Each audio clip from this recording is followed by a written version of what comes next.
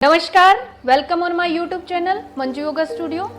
आज हम बात करेंगे हाइपोटेंशन मीन्स निम्न रक्तचाप। जिन लोगों का ब्लड प्रेशर 90 और 60 के अंडर रहता है वो इस श्रेणी में आते हैं। बीपी लो की समस्या ज़्यादातर लेडीज में देखने को मिलती है, कुछ जेंट्स में भी यह समस्या सामने आती है।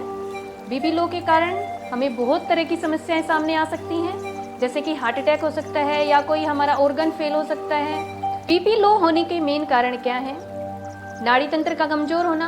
हमारे शरीर में हजारों नाड़ियां हैं, अगर वो कमजोर हैं तो बीपी लो की समस्या सामने आ सकती है। दूसरा है हमारा इम्यून सिस्टम कमजोर होना, एचबी का कम होना मीन्स हीमोग्लोबिन का कम होना, या फिर हमारे खाने में अगर न्यूट्रिशन की कमी है तो भी बीपी लो की समस्या सामने आती है। ब्लड में ग्लूकोज का कम हो जाना, जिससे हमारा जो रक्तचाप है वो निम्न हो जाता है, हार्ट रेट कम हो जाता है। कुछ बीमारियां ऐसी होती हैं जो पीढ़ी दर पीढ़ी दूसरी पीढ़ी में ट्रांसफर हो जाती हैं, वो हमें जन्म से ही मिली हुई होती हैं। निम्न रक्तचाप होने पर हमें कैसा महसूस होता है, हम कैसे पता लगा सकते हैं कि हमारा जो ब्लड प्रेशर है वो लो है?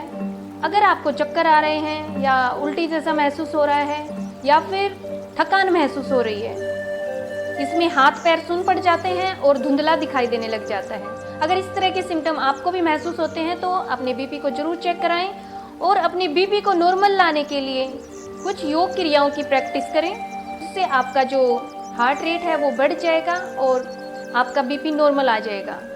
चलिए आज हम कुछ प्राणायाम की प्रैक्टिस करेंगे, जिससे हम अपने बीपी को फिर से नॉर्मल ला सकते हैं। जो आपका हार्ट रेट कम हो गया है उसको फिर से बढ़ा सकते हैं और आप इस बीमारी से निजात पा सकते हैं। चलिए देखते हैं क्या करना है। खुद को आगे के प्राणायाम के लिए तैयार करने के लिए किसी भी ध्यानात्मक आसन में बैठे, दोनों हाथों की ज्ञान मुद्रा बनाते हुए लंबा गहरा इनहेल करेंगे और एक्सहेल करेंगे। साउंडलेस ब्रीदिंग करेंगे। 5 बार यह प्रक्रिया दोहराएं और अपने मन को शांत करें। इसके बाद हम करेंगे भस्त्रिका प्राणायाम। भस्त्रिका प्राणायाम हमारे शरीर में ऊर्जा उत्पन्न करता है, जिससे हमारे शरीर की सभी नस नाड़ियाँ खुल जाती हैं। ब्लड फ्लो हमारे शरीर की हर सेल तक पहुंच पाता है, जिससे हमारे शरीर की हर सेल तक ऑक्सीजन पहुंच पाती है। इसमें इनहेल एक्सहेल पूरे स्ट्रेंथ के साथ करना है। इनहेल एक्सहेल इस तरह से कंटिन्यूसली करते रहें। आप देखेंगे कि आपके शरीर में गर्मी उत्पन्न हो रही है। गर्मियों में इसकी प्रैक्टिस ना करें, और जिन लोगों का बीपी पहले से हाई रहता है वो भी इसकी प्रैक्टिस ना करें। जिन लोगों का बीपी लो रहता है उनके लिए बहुत ही अच्छा प्राणायाम है। इसके बाद हम करेंगे चंद्रभेदी प्राणायाम। अपने हाथों की चिन्ह मुद्रा बनाएं।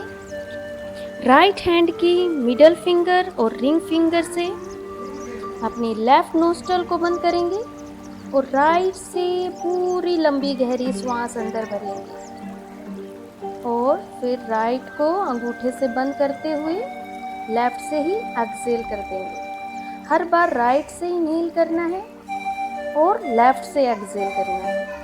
ध्यान रखना है कि हमें सूर्यभेदी प्राणायाम करना है। जो हम राइट से इनहेल करते हैं, इधर हमारा सूर्य स्वर है, इससे हमारे शरीर में गर्मी उत्पन्न होती है। कोई भी प्राणायाम शुरू करने से पहले आप उसको अच्छे से समझें, उसके बाद शुरू करें। इससे आपको उसका पूर्णतः लाभ मिलेगा।